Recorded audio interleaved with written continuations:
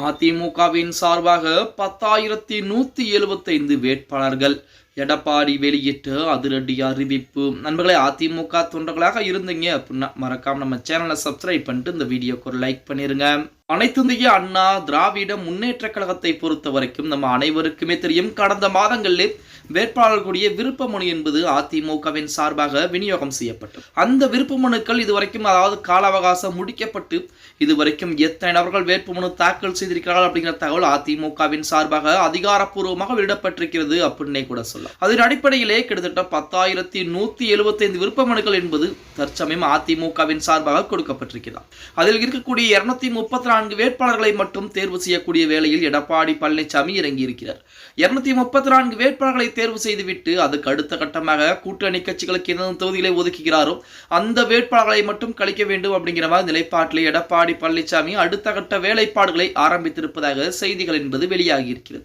அதிமுக சார்பிலே தேர்தலில் போட்டியிட மொத்தம் 10,175 வேட்புமனுக்கள் என்பது விநியோகம் செய்யப்பட்டிருப்பதாகவும், இதில் பொதுச்செயலாளர் எடப்பாடி பழனிசாமி தங்கள் தொகுதியில் போட்டியிட வேண்டும் என 2,187 விருப்பமனுக்கள் என்பது பெறப்பட்டிருப்பதாகவும் செய்திகள் என்பது வெளியாகி இருக்கிறது. தமிழ்நாடு சட்டமன்ற பொதுத் தேர்தலை பொறுத்தவரைக்கும் புதுச்சேரி மற்றும் கேரளா மாநிலம் சட்டமன்ற பொதுத் தேர்தலை விரைவில் நடைபெற உள்ளதை முன்னிட்டு அதிமுக சார்பில் போட்டியிட விரும்புவோர் விருப்ப மனுவை பெறலாம் என அக்கட்சியின் பொதுச்செயலாளர் எடப்பாடி பழனிசாமி அறிவிப்புகளை கொடுத்திருந்தார். அதன்படி அதிமுக தலைமை அலுவலகமான எம்ஜிஆர் மாளிகையில் கடந்த 15ஆம் தேதி முதல் 23ஆம் தேதி வரையிலும் மற்றும் 28ஆம் தேதி முதல் 31ஆம் தேதி வரையிலும் விருப்ப மனுக்கள் விநியோகம் என்பது செய்யப்பட்டது.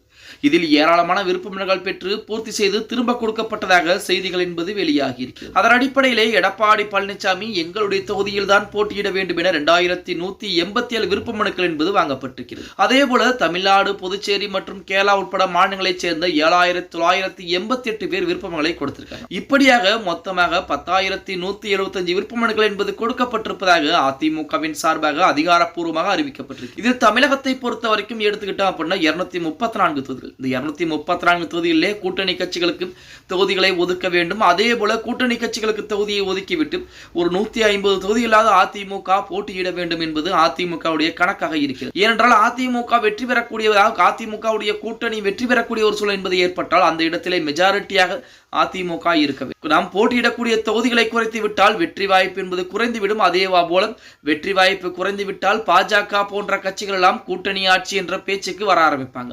கூட்டணி ஆட்சி என்பது வந்துவிட்டால் அதிமுகவுடைய அதிகாரங்கள் பறிக்கப்படும். அது மட்டுமல்லாமல் தன்னிச்சையாக அதிமுக எந்த ஒரு முடிவுகளையும் எடுக்க முடியாத ஒரு இக்கட்டான சூழ்நிலைக்கு தள்ளப்படும் அப்படிங்கிற சூழ்நிலையால் தற்சமயம் அதிமுகவின் சார்பாக 150 தொகுதிக்கு வேட்பாளர்கள் என்பது நியமனம் செய்யக்கூடிய, வேட்பாளர்கள் தேர்வு செய்யக்கூடிய வேளையில் கூட அதிமுக முக்கியமான தலைவர்களும் மாவட்ட செயலாளர்களும் இறங்கி இருப்பதாக கூட ஒரு புறத்திலே செய்திகள் என்பது வெளியாகி கொண்டிருக்கிறது அப்படின்னே கூட சொல்லலாம். ஓகே கைஸ், வீடியோ பிடிச்சிருந்தா மறக்காம லைக் பண்ணிருங்க. அப்படி நம்ம போடக்கூடிய வீடியோ பத்தின கருத்துக்களை கீழே மறக்காம கமெண்ட் பாக்ஸ்ல பதிவு நண்பா.